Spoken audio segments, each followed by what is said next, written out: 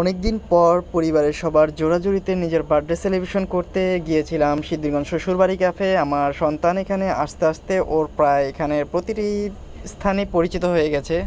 ও ভিতরে প্রবেশ করতেই দৌড়াদৌড়ি শুরু করে দিয়েছিল।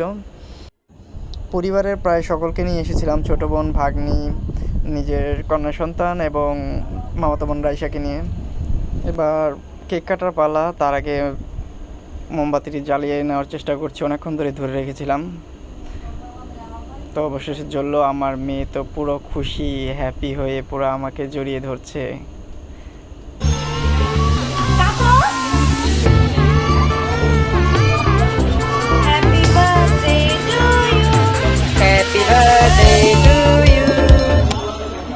এবার কেক খাওয়ার পর্বে সবাই অংশগ্রহণ করছে, সবাইকে নিজের হাতে একটু একটু করে কেক খাওয়াচ্ছিলাম। প্রথমে আমার স্ত্রীকে দিলাম, এবার আমার ছোট ভাগ্নিটিকে দিলাম, এরপর আমার সন্তান, এরপর মামাতো বোন রাইসা এবং আর কে বাকি আছে, অবশেষে আমার ভাগ্নি মিম।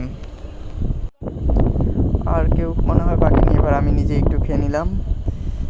কেকটি ছিল আমার স্ত্রী ও সন্তানের পক্ষ থেকে গিফট। এবার গ্রুপ সেলফি তোলার পালা। সেলফি তোলার জন্য কিছুক্ষণ চেষ্টা। আমার সন্তানটি তো খুবই খুশি। তো জেনে নিচ্ছি আমার মামনির অনুভূতি সমূহ। এটা খাবে? বাবাকে হ্যাপি বার্থডে বলো।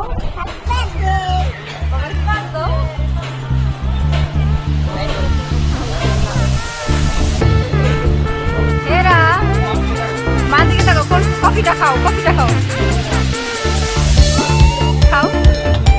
শ্বশুর শাশুড়ি কাছে না থাকলেও শ্বশুরবাড়ি ক্যাফেটা কাছে থাকায় একটু সুবিধাই হয়েছে। ফ্যামিলি নিয়ে ঘোরার মতো খুব ভালো একটি প্লেস।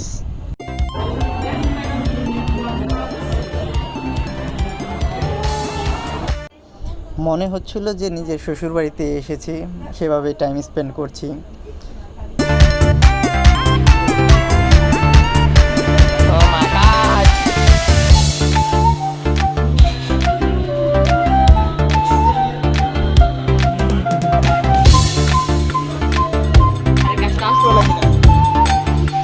এই সময়টা খুব মজার ছিল। এখানে আমি ওকে অনুকরণ করছিলাম, খুব ভালো লাগছিল এগুলো। বিভিন্ন মাধ্যমে যারা আমাকে বার্থডেতে উইশ করেছেন তাদেরকে অসংখ্য ধন্যবাদ।